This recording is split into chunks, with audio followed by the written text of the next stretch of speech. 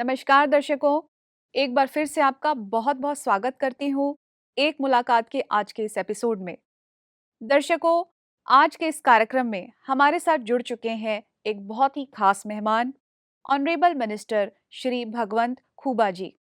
आप minister of state for new and renewable energy, chemicals and fertiliser, government of India है। Sir, आपका आज के इस कार्यक्रम में पधारने पर मैं बहुत बहुत हार्दिक अभिनंदन करती हूँ। ओम शांति। ओम शांति। धन्यवाद जी। सबसे पहले तो मैं आपसे जानना चाहूँगी कि आप पॉलिटिकल बैकग्राउंड के हैं और यहाँ एक स्पिरिचुअल एनवायरनमेंट है, दोनों टोटली डिफरेंट एनवायरनमेंट है, तो आपको यहाँ आकर के कैसा लग रहा है? हर व्यक्ति के जीवन में, भले किसी भी क्षेत्र में उनका कार्य क्षेत्र हो, spirituality is must for everyone. जी। हर व्यक्ति के लिए आध्यात्मिक बहुत जरूरी होता है, क्योंकि मनुष्य को तन मन और मस्तिष्क को एकदम बैलेंस रखना और बैलेंस के साथ जीवन बिताना, आनंदमय होना, वो एक मूल कारण रहता है। जी। इसी के लिए मैं राजकारण में रहते हुए भी आध्यात्मिक मेरा एक जीवन का अंग बना हुआ है जी। और उससे बहुत बार, हर समय, विशेष करके कठिन परिस्थितियों में उसको निभाने में एकदम सक्षम तरीके से और समर्थ तरीके से, धैर्य से जी। ये आध्यात्मिक बहुत काम आता है। बिल्कुल। तो बचपन से थोड़ा सा मेरा झुकाव आध्यात्मिक की तरफ था, फिर अभी तो ये कारोबार में फिर ज़्यादा से ज़्यादा उसके साथ में मैं जुड़ गया। वो जी। बहुत फ़ायदेमंद होता है। जी, ये तो बहुत अच्छी बात आपने बताई कि स्पिरिचुअलिटी आपके जीवन में शामिल ही है और किस तरीके से आप एक स्टेबल माइंड होकर के अपने कार्य को बहुत सक्षम तरीके से आप कर रहे हैं। जी। अब मैं बात करूँगी कि जो हमारा इस समय का जो सामाजिक परिवेश हो चुका है, उसमें वैल्यू सिस्टम की बहुत डिग्रेडेशन हो चुकी है। आमतौर पर बहुत सारे लोग एक दोबारा से एक मूल्यनिष्ठ समाज बनाने के लिए अपने प्रयास कर रहे हैं। तो आपको क्या लगता है कि समाज में जो इतना डिक्लिनेशन आता जा रहा है डे बाय डे, उसके क्या रीजंस हैं और आपने उसके लिए, समाज के लिए और क्या-क्या एक्टिविटीज की हैं? भारत आज़ाद होने के बाद कई सरकारें केवल सत्ता के भूख से चुनाव चलाने के कारण जी। और अवैध तरीके से चुनाव चलाने के कारण और गरीब वंचित लोगों को दिशा भूल करना और उनसे दगेबाजी करने के कारण धीरे धीरे धीरे परिवर्तन होते आज समाज में हर व्यक्ति ये सोचता है कि मैं कैसे भौतिक हुँ। संपत्ति बनाऊं बिल्कुल। और मौल्य आधारित हो या न हो, केवल और केवल भौतिक रूप से अमीर बनना हर जी। इंसान की एक सपना हो गया। ये दुर्भाग्य है, क्योंकि भारतवर्ष कभी भी धर्म आधारित, मौल्य आधारित, सत्य पर कभी भी उस आधार पर जीवन जिया है। जी। और हमारे पूर्वजों ने जो भी हमको संस्कार दिया है, तो वही मूल्य आधारित जीवन ही संस्कार दिया है। बिल्कुल। लेकिन अभी परिवर्तन, ये तो थोड़ा सा डिक्लाइनेशन तो हो रहा हुँ। है इसमें, लेकिन ये तात्कालिक रहेगा ऐसा मुझे लगता है। और सरकार की हो या सभी समाज व्यवस्था में जो संगठन हो, जी। ऐसे सभी का दायित्व है, हुँ। जो समाज रास्ते से भटक रहा है, फिर से एक बार ये मौल्यों की हुँ। अहमियत बिल्कुल। उनको समझ में आना जैसा हुँ। हमको कोशिश करना और उनको फिर से एक बार इस पटरी पर ला करके उनको जीवन की आनंद जी। कैसी होती है ये दिखाने का बहुत जरूरी होती है। आपने यहाँ पर भी देखा होगा कि ब्रह्मा कुमारीज़ एक वैल्यू बेस्ड सोसाइटी बनाने में कई वर्षों से कार्यरत है और अपना बहुत बहुमूल्य योगदान समाज को दे रही है। तो आपको ब्रह्मा कुमारीज़ का कार्य देख के कैसा लगा? देखिए, ब्रह्म कुमारीज कार्य तो बहुत ही अनमोल है और इतना स्नेही है, परिवार की माहौल है। हर व्यक्ति ब्रह्म कुमारी को जो भी जुड़ता है, वो अपने आप को एक परिवार के सदस्य मानता है जी। और मन में कोई हिचकिचाहट नहीं रखता। खुले मन से यहाँ पर सम्मिलित होकर के परम पिता परमेश्वर के आशीर्वाद से, मानो या उनका सानिध्य में अपना जीवन एक आनंदमय और मूल्याधारित कि जीवन जीना, ये बहुत मूल्यवान जी। यहाँ पर देखा जाता है, अनुभव किया जाता है।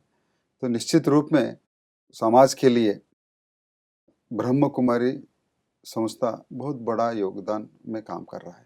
जी। और जैसे आपने अभी बताया कि वैल्यू बेस्ड सोसाइटी बननी चाहिए, उसके लिए बहुत ज़रूरी है कि व्यक्तिगत यानी कि हर इंडिविजुअल में वैल्यूज़ आना बहुत ज़रूरी है, तभी हम इस ड्रीम को, इस टारगेट को अचीव कर सकते हैं। तो सर मैं आपसे अब ये जानना चाहती हूँ कि आपने ये वैल्यू बेस्ड सोसाइटी बनाने में और इस तरीके की एक्टिविटीज़ में मतलब आपने क्या-क्या योगदान दिया है समाज के अंदर? हम आपसे जानना चाहेंगे। देखिए, गरीब समाज, वंचित समाज और नैतिकहीन समाज बनाने की कोशिश तो हर युग में हुआ है जी। और हर युग में, खास करके भारतवर्ष में तो काफी बार महापुरुषों का जन्म लेकर के ऐसे समाज को फिर से एक बार वैल्यू बेस्ड समाज, मौल्याधारित समाज, संस्कृत समाज बनाने में हमारे महापुरुषों ने यशस्वी भी हुई है। जी, जी। फिर से एक बार सरकार के सभी जनप्रतिनिधि, समाज के सभी जो बड़े व्यक्ति रहते हैं जी। और आध्यात्मिक विभाग में जो काम करने वाले हैं और सामाजिक संगठन के लोग हैं, सभी का दायित्व समाज को मौल्याधारित बनाना जी। और सशक्त बनाना, ये सबका जिम्मेदारी है। और मैं समझता हूँ व्यक्तिगत से हर इंसान मौल्यों को कीमत दे करके, हुँ। यानी गौरव दे करके उसमें जीना जीवन का एक बहुत बड़ा आनंद है। जी। भौतिक रूप से जीवन मानव की जीवन नहीं हो सकती। हुँ। अगर जीवन में संस्कार युक्त जीवन, मौल्याधारित जीवन, एक जीवन का आनंद अलग है। तो मैं समझता हूँ कि सभी ने इस मौल्याधारित और संस्कारित जीवन का जीवन चलाना चाहिए। बिल्कुल। और जैसे कि हम राजनीति की भी बात करेंगे, तो आज कहीं न कहीं हम देखते हैं कि लोगों के मन में राजनीति से कहीं न कहीं थोड़ा-सा जो भरोसा है वो उठा है, क्योंकि कई चीज़ें ऐसे उन्होंने देखी हैं लोगों की और इस राजनीतिक माहौल में ऐसी चीज़ें देखी हैं। तो क्या आपको लगता है कि राजनीति में भी जो हम स्पिरिचुअलिटी और वैल्यूज़ की जो बात कर रहे हैं, तो अगर ये दोनों मिल जाएँ, तो समाज में क्रांतिकारी परिवर्तन हो सकता है, तो इसमें आपके क्या विचार होंगे? देखिए, 2014 से पहला देश के जनता ने राजनेताओं के ऊपर का पूरा भरोसा उड़ गया था। 2014 के बाद नरेंद्र मोदी जी के जो कार्यकाल का इनका जो योगदान है, जो साधन है, फिर से एक बार कई राजनेताओं के, विशेष करके मोदी जी के ऊपर तो बहुत ही भरोसा रखा है। जी। और मैं समझता हूँ हर जनप्रतिनिधि, भले कोई स्तर की भी हो, अपने सामाजिक जीवन का और जनप्रतिनिधि बनने का जो उद्देश्य है, उस उद्देश्य को लक्ष्य पाने के लिए अपने आप को सजग करना होगा और अपने आप को सिमटना भी होगा। तो विश्वास लोग करने में बड़ी मदद होती है। जी, जी। तो निश्चित रूप में ये होना का बहुत जरूरी है और आपने राजनीति और आध्यात्मिक दोनों का सम्मिलन बोल रहे हैं। जी। निश्चित रूप में जो जनप्रतिनिधि समाज के सेवा के लिए जब जनप्रतिनिधि बनते हैं, तो आध्यात्मिक बैकग्राउंड से यदि अगर वो जनप्रतिनिधि बनते हैं, तो निश्चित रूप से ये भ्रष्टाचार मुक्त समाज बनाने के लिए और समाज के अंदर जात पात धर्म के नाम के ऊपर मत पाने का विरोध में सहज रूप से समाज एक है, समाज एक रखने के लिए मेरा योगदान होना चाहिए। जी। ये भावनाओं से ये राजनीति और आध्यात्मिक मिलने से ये फायदा जरूर समाज को होगा। जी, ये बहुत अच्छी बात कही, क्योंकि अध्यात्म हमारी विचारधारा को बहुत बड़ा कर देती है, हमारे विज़न को, हमारे परसेप्शन को बहुत ऊँचाइयों तक ले जाती है। तो जहाँ पे हम बात करते हैं, जो वसुधैव कुटुंबकम की बात करते हैं, तो वो टारगेट को अचीव करना हमारे लिए, सबके लिए बहुत ईज़ी हो जाता है। हमारा एपिसोड चल रहा है, तो इसमें बहुत सारे लोग आपको देख रहे होंगे, बहुत सारे राजनेता भी आपको देख रहे होंगे। तो राजनेताओं के लिए आपका कोई ऐसा संदेश हो, मैसेज हो, आप उनको क्या देना चाहेंगे? परम आदरणीय प्रधानमंत्री नरेंद्र मोदी जी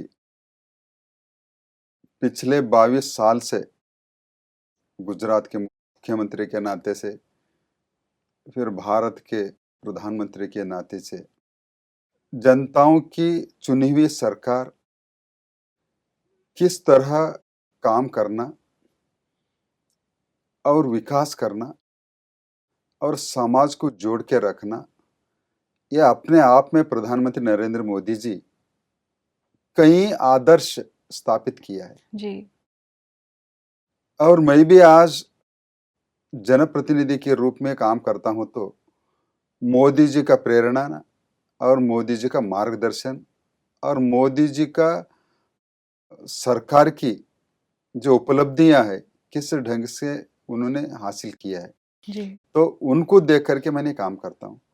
तो मैं देश के हर जनप्रतिनिधि के अलावा भी सामान्य से सामान्य व्यक्ति भी मोदी जी का कार्यशैली, मोदी जी का ईमानदारी, मोदी जी का देशभक्ति और मोदी जी का महिलाओं के प्रतीक गौरव और मोदी जी का दीन दलित गरीब वंचित महिला युवा और कृषि समाज का प्रतीक संवेदनशीलता, जी। ये हर व्यक्ति मोदी जी को हम देख करके सीखना चाहिए और उन रास्ता पर समाज को कैसे सहयोग करे और समाज आर्थिक रूप से, शैक्षणिक रूप से और सामाजिक रूप से कैसे मजबूत हो, तो उनसे हम सीखना चाहिए। जी। बहुत अच्छी बात आपने बताई, क्योंकि हमारे देश के प्रधानमंत्री सच में एक आदर्श मूरत है हम सभी के लिए, एक प्रेरणादायी स्रोत है हम सभी के लिए। और मैं आज की जो युवा पीढ़ी है, हम देख रहे हैं कि युवा पीढ़ी जो है, हमारे देश का भविष्य बोला जाता है। लेकिन यही युवा पीढ़ी आज अपने रास्ते से भटक रही है, क्योंकि हम देखते हैं आजकल मोबाइल पर जो कंटेंट्स आ रहे हैं, सोशल मीडिया, इंटरनेट पर जो भी कंटेंट्स आ रहे हैं, वो उनके माइंड को बहुत वॉश कर रहे हैं, वो लोग नेगेटिव अप्रोच की तरफ जा रहे हैं। तो ऐसे में आप युवाओं के लिए क्या विचार देना चाहेंगे कि जो हमारे युवा हैं देश के, वो अपने रास्ते से भटके नहीं और समाज के उत्थान में वो सहयोगी बन सकें? युवा शक्ति भारत के लिए बहुत महत्वपूर्ण ताकत और शक्ति है। बिल्कुल। आपने जो कहा, सोशल मीडिया पर जो कंटेंट आती है, जी। रास्ता भटकने का जो समाज के अंदर हमको देखने मिल रहा है, ये बहुत हद तक ये सही है। और युवा पीढ़ी को मैं ये कहना चाहता हूँ, आप युवा है, उत्साही है, उमंगी है और आपको कुछ जीवन में करने का जज्बात भी होना चाहिए और विशेष करके आपके परिवार और देश आपसे अपेक्षा करती है। जी। एक अच्छे नागरिक बने, जिम्मेदार नागरिक बने और आपका योगदान आपको परिवार के साथ साथ समाज और राष्ट्र निर्माण में भी आपका योगदान हो। जी। ये समाज और देश अपेक्षा करती है। जी। मैं युवाओं से यही हाथ जोड़ के मैं प्रार्थना करता हूं कि आप वो सोशल मीडिया का अनाप शनाप कंटेंट में न पड़िए। जो जरूरत है उसको ले लीजिए, जो अपने को जरूरत नहीं है उसको देखा भी मत करिए। जी। और राष्ट्र निर्माण का सोच आपका दिमाग में जन्म में भी ले और पनपाए भी उसको, तो तब ये जो अनवांटेड जो भी विचार जहां पर भी हमारे सामने गुजरते हैं तो उससे हम नकारने का एक ताकत बनती है। बिल्कुल। और युवा पीढ़ी आप भी जैसे ब्रह्म कुमारी जैसा आध्यात्मिक संस्थाओं से आप जुड़िए, जी। तो आपका जीवन का रास्ता, उद्देश्य और जो टारगेट बोलते हैं लक्ष्य, वो पाने में मदद हो जाएगी। क्योंकि आपका लक्ष्य इतना बड़ा हो कि आप हर हमेशा उस लक्ष्य पाने के लिए कर्म योगी के रूप में कर्म करते रहे। जी, जी, जी। जैसे अब युवाओं की भी बात कर रहे हैं, तो मुझे कई बार लगता है कि जो हमारा एजुकेशन सिस्टम है, पहले फिर भी हम मॉरल वैल्यूज़ की बुक्स पढ़ते थे बचपन में, हमें पढ़ाई जाती थी। लेकिन आज का जो एजुकेशन सिस्टम हो गया है, उसमें इन चीज़ों को हम प्रायोरिटी नहीं दे रहे हैं। बहुत ज़्यादा साइंस, टेक्नोलॉजी की डेवलपमेंट पर हो चुकी है कि हमें दूसरे देशों से यदि आगे की ओर जाना है, तो हमें इन चीज़ों पर ज़्यादा फ़ोकस जो है किया जा रहा है। सिलेबस कवरेज ओरिएंटेड अप्रोच ज़्यादा है। तो आपको नहीं लगता कि जो ये बचपन से ही जो वैल्यूज़ का शायद आपके टाइम में भी, हमारे टाइम में भी हम जो चैप्टर्स पढ़ते थे, तो वो शामिल किए जाने चाहिए? आप सही बात बताया। उसी के लिए मोदी सरकार एनईपी नेशनल एजुकेशन पॉलिसी 2020 इस देश का युवाओं को किस ढंग का सिलेबस हो और कौन कौन से कोर्स हो, एकदम प्रैक्टिकल अप्रोच के वो पॉलिसी लाया गया। जी। तो निश्चित रूप से ये नेशनल एजुकेशन पॉलिसी 2020 के तहत छात्र लोग अपने एजुकेशन लेने में काफी मदद होगी और उनका जीवन एक सफलपूर्ण छात्र जीवन होगा, ये मुझे भरोसा है। जी, जी। और साथ ही आज के टाइम में हम देख रहे हैं पूरे वर्ल्ड में जब से हम इंटरनेशनल योगा डे बनाने लगे हैं, तब योगा एंड मेडिटेशन को all over world wide importance दी जाने लगी है। तो आपको क्या लगता है कि मेडिटेशन यदि हम डेली प्रैक्टिस करेंगे, तो उससे हमें क्या-क्या लाभ हो सकते हैं? देखिए, भारत आध्यात्मिक योगा, प्राणायाम, विज्ञान में हम विश्व गुरु थे जी। और 21 जून को अंतर्राष्ट्रीय योगा दिवस प्रधानमंत्री जी का प्रभाव के कारण विश्व ने माना है, अपनाया है। जिन देशों योगा और प्राणायाम जानते भी नहीं थे, जी।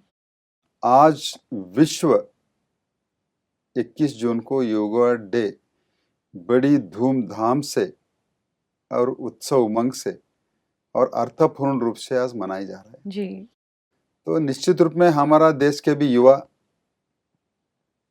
योगा आध्यात्मिक में रुचि ले और आपका जीवन सफल हो, सफल बनाने में उसका योगदान बहुत मिलेगा। जी। और प्रधानमंत्री जी का जो कहने का है कि देश दुनिया को बांध के रखने का एकमात्र माध्यम योगा जैसे आध्यात्मिक है, तो निश्चित रूप में दुनिया में आज जो अशांतिपन है, कई देशों के बीच में युद्ध चल रहा है। ये सारे समस्याओं का जड़ अगर साफ करना है तो सारी दुनिया योगा, प्राणायाम और आध्यात्मिक एकमात्र रास्ता है। बिल्कुल। तो मैं मानता हूं कि दुनिया का सभी व्यक्ति इस योगा को अपनाए। और इतना ही नहीं है, भारत की जो विचारधारा है वसुधैव कुटुंबकम, भारत कभी भी सिर्फ हमारा देशवासियों के लिए कभी नहीं सोचा। जी। हम सदियों से हम दुनिया के लिए सोचा, मानवता के लिए सोचा और धर्म के ऊपर हमने दुनिया को दिखाया कि जीवन पद्धति कैसा रहता है। जी। तो इसी के लिए भारत आज फिर से एक बार नरेंद्र मोदी जी का नेतृत्व में विश्व गुरु बनने जा रहा है। आपने देखा होगा जी। G20 प्रेसिडेंसी का इसी महीने का 9 और 10 तारीख में जो दिल्ली में यशस्वी रूप से जो समिट हुआ है, और उस समिट का यशस्वी के साथ प्रधानमंत्री जी का एक आह्वान, मानव केंद्रित विकास। जी।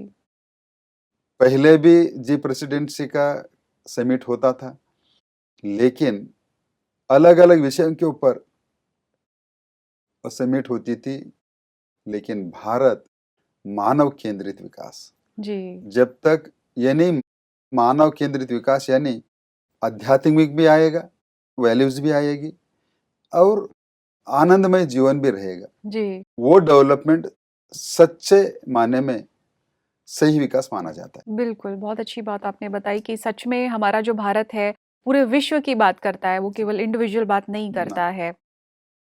एक चीज़ और जो हम देखते हैं आज के टाइम में कि जो अध्यात्म का जो शब्द है आज के टाइम में लोग अपनी प्रोफेशनल लाइफ में या देखेंगे आज का जो मॉडर्न लाइफस्टाइल है उसमें उसको बहुत पिछड़ा हुआ मानते हैं, बहुत अलग सा मानते हैं कि ये चीज़ अच्छी है लेकिन हम हमारी उम्र हो जाए तब जाके हम ये चीज़ें देखेंगे, अपनी लाइफ में अडॉप्ट करेंगे। वो इस चीज़ को जो है एक आने वाली लेटर स्टेजेस एजेस की ओर टाल देते हैं कि जब हम 50 साल के हो जाएँगे, 60 साल के हो जाएँगे, तब हम इन चीज़ों को इम्पोर्टेंस देंगे। अभी तो हम थोड़ा पैसा कमा लें, अभी बच्चों को सेट कर दें, उनकी शादियाँ कर दें।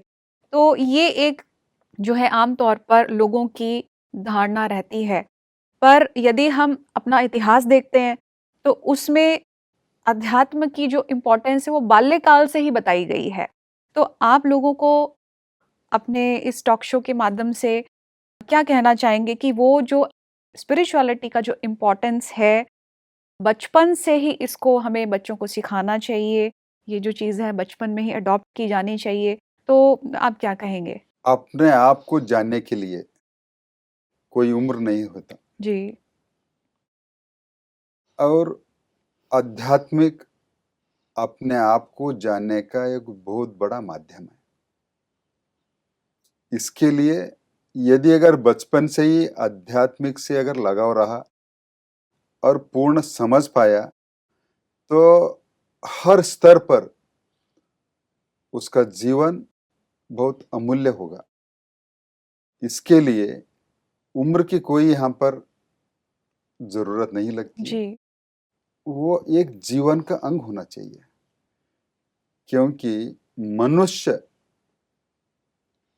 जन्म और मृत्यु के बीच में अपने जीवन कार्यकाल में स्वयं का जीवन भी एक मौल्याधारित और अर्थपूर्ण होना चाहिए, आनंदमय होना चाहिए और स्वस्थ होना चाहिए। जी। ये सारों को जब तक जोड़ने वाला एकमात्र विचार है तो आध्यात्मिक से मिलेगा। जी, बिल्कुल।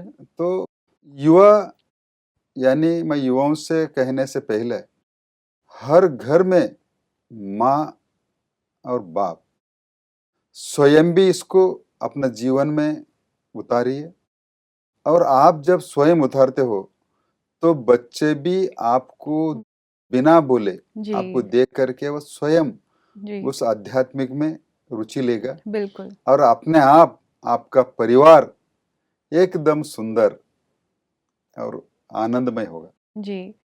सर, कितनी खूबसूरत बात आपने कही है कि यदि हमारे घर में एल्डर्स हैं, पेरेंट्स हैं, वो यदि इस चीज़ की इम्पोर्टेंस को समझ करके अपनी लाइफ में अडॉप्ट करना शुरू कर दे, तो हमारी आने वाली जनरेशन पर इसका बहुत एक पॉजिटिव इम्पैक्ट पड़ेगा। सर, इस डिस्कशन करने के लिए और यहाँ पर पधारने के लिए मैं आपका तहे दिल से आभार प्रकट करती हूँ। ओम शांति। ओम शांति। धन्यवाद। धन्यवाद। दर्शकों, आज जो हमारे बीच में मेहमान थे, वो थे ऑनरेबल मिनिस्टर श्री भगवंत खूबा जी, जिन्होंने स्पिरिचुअलिटी की इम्पोर्टेंस को हमारे बीच में शेयर किया और उन्होंने बहुत अच्छी बातें बताई कि कैसे पॉलिटिक्स में भी यदि हम स्पिरिचुअलिटी, अध्यात्म और वैल्यूज़ को ऐड कर ले, तो समाज में एक पॉजिटिव क्रांति, एक समाज परिवर्तन बहुत बखूबी तरीके से हो सकता है। तो दर्शकों, आज का ये एपिसोड हम यहीं समाप्त करेंगे। अगले एपिसोड में फिर से मिलेंगे। हमें दीजिए इजाज़त। नमस्कार। ओम शांति।